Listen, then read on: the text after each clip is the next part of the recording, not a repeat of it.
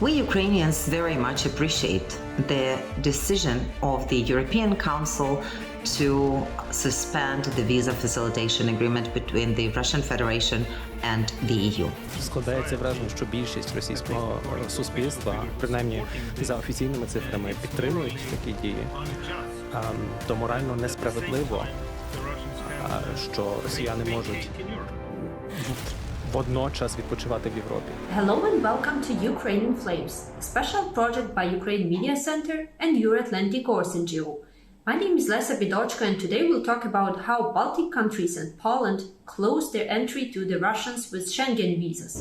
If you want to know more, please subscribe to our channel to stay tuned.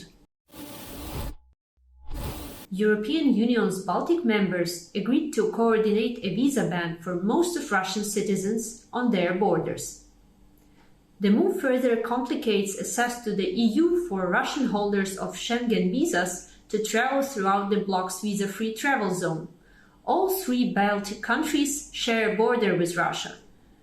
New rules start operating from Monday, September 19th. The decision has been announced in a joint statement issued by three Baltic states and Poland on Thursday, September 8th, following the meeting of the Ministers of Foreign Affairs of the Baltic countries as well as the Ministry of Foreign Affairs of the Nordic countries held a day before in Lithuania. About 1 million Russian citizens have legally entered the EU since Russia invaded Ukraine on February 24th, with roughly two-thirds passing through the borders of Estonia and Finland. While the majority of EU countries have not taken any additional measures aside from the suspension of the 2007 visa facilitation agreement with Russia, another one, Finland, has cut the number of visa applications being processed by its embassy in Russia by 90%. EU Commission Vice President said Russia has completely undermined the trust of which the EU-Russia visa agreement was based. Under that agreement, Russia had for 15 years enjoyed a rationalized process for getting EU visas. EU Commission President tweeted to say that the visa agreement should be suspended as there cannot be business as usual with Russia. We've asked Ukrainian MP Ivanna Klympush-Tsintsadze, chair of the Committee on European Union Integration, to react to this step. We Ukrainians very much appreciate the decision of the European Council to suspend the visa facilitation agreement between the Russian Federation and the EU. We also very much welcome the common approach that has been adopted by the Baltic states and Poland and their decision to basically ban Russian holders of EU visas from entering via their borders to the EU territory. We hope that Finland will consider joining this regional solution and this regional arrangement of the aforementioned countries. However, we also think that all these measures can be called half measures. We believe that it's high time to ensure that Russian Federation citizens are acknowledging and are fully comprehending their common guilt and their common responsibility for this war. Because as opposed to many Western politicians, we in Ukraine know very well, this is not Putin's war against Ukraine. It's not just Russia's regime war against Ukraine, against sovereign nation. This is the war of the whole Russian state and Russian society and Russian people against a sovereign, independent, democratic nation that has not been provoking anybody for such brutal aggression as they are carrying out on our territory. It's not Putin who is killing our people, who is destroying, who is murdering, who is raping. These are particular Russians that are carrying out these war crimes, crimes against humanity, acts of genocide on our territory. Moreover, these Russians that are doing that are greatly supported by their family members and are encouraged by their family members to carry out these crimes. according to many polls that have been released over this period of more than 6 months, are proving that vast majority of the Russian society is supporting this so-called special operation, but in reality brutal war, barbaric war of Russian Federation against Ukraine. And those who are supposedly not agreeing with this war are keeping silent, thus anyhow endorsing for these brutal actions. So therefore, Russians have to understand that visas to go and visit and enjoy the Western societies are not just the right. These visas are the privilege that they have to be banned from at this particular moment. They have been, unfortunately, already numerous times abusing this right when they were traveling to kill Litvinenko or poison Skripal families in the UK, or when they were coming on tourist visas to Bulgaria to kill those people who were providing weaponry to Ukraine, or to blow up in Czech Republic the munitions storage depots that have been also meant for Ukrainian armed forces. Right now, those Russians who are traveling to the EU quite frequently, verbally or even physically, are attacking Ukrainian refugees on the territories of the EU countries. And these cases are unfortunately growing in numbers.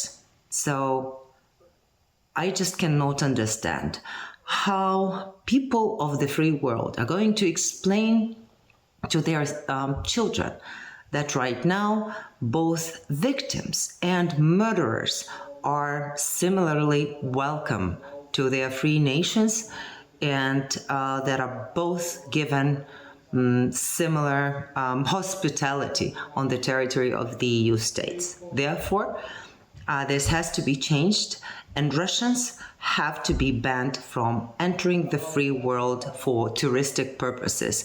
And that means banning them from getting tourist Schengen on national visas. And that is why the Ukrainian parliament, upon our initiative, also has adopted a resolution calling on European institutions and on European nation states to consider full ban of visas for the Russian citizens. We believe that that will be absolutely correct response to the backing that the society in Russia is giving to most bloody war that is right now taking place on the territory of Europe since World War II. Eerik-Niiles Kross, Estonian MP, a member of the Parliament's Foreign Affairs Committee and ex-national coordinator of Estonia's intelligence service, presented his position on the situation. Ми багато чули про цю критику, що ми караємо росіян, але понад усе йдеться не про росіян, йдеться про нашу безпеку. Якщо подивитися на мапу, то оскільки з того часу, як закрито повітряний простір ЄС для російських рейсів, більшість росіян, які приїжджають в Європейський Союз, приходять через наземні кордони. Це означає Фінляндія, Естонія, Латвія. Деякі ще приїжджають через Польщу або Литву. Тобто на ці країни найбільше впливають рішення. Ми бачили велике зростання росіян, які прибувають в нашу країну, очевидно, нас це непокоїть. Зрозуміло, поки російське військо вбиває цивільне населення в Україні, і складається враження, що більшість російського суспільства, принаймні за офіційними цифрами, підтримують такі дії, то морально несправедливо, що росіяни можуть водночас відпочивати в Європі. В Балтійських країнах, а також і в Польщі, є відчуття, що ті суспільства, які близькі до війни, і які мають власний історичний досвід з російськими режимами, і цим, і попередніми, там не було політичної проблеми. Суспільство розуміє необхідність такого кроку, і, можливо, я міг би сказати, що є якісь навіть питання, чому інші країни-члени єС не йдуть слідом за таким рішенням, не повторюють таке рішення. Ми намагаємося їх зрозуміти, що якщо людина живе в Португалії чи Іспанії, то, можливо, їй це питання болить не так гостро. Тим не менш, я не сказав би, що єС в цілому взагалі не розуміє. По-перше, якщо подивитися на питання візи на практиці, з початку війни і вже навіть перед цим останньою відміною цієї системи спрощеного візового режиму, вже надавалося значно менше російських віз росіянам, піднялися перевірки. Наприклад, Португалія, яка славилася цими своїми золотими візами для інвесторів, не надала жодної такої візи з початку війни для російських громадян. Отже, зрозуміло, що ціла Європа переймається і дивляться. Відмінність полягає у тому, що це полягає у відповіді на питання, чи повинна заборона, ця візова заборона, чи варто сприймати їх як покарання, чи сприймати її як санкцію. Наша логіка така, що пересічний, простий росіянин, простий громадянин Росії зазвичай не мандрує. 70% росіян навіть не мають паспортів. You've been watching a special project by Ukraine Media Center and Euro-Atlantic course dedicated to Russia-Ukraine war, Ukrainian Flames. In description, you'll find information how personally you can help Ukraine against Russian aggression. If you find our job useful, please like and share this video. Everything is gonna be Ukraine.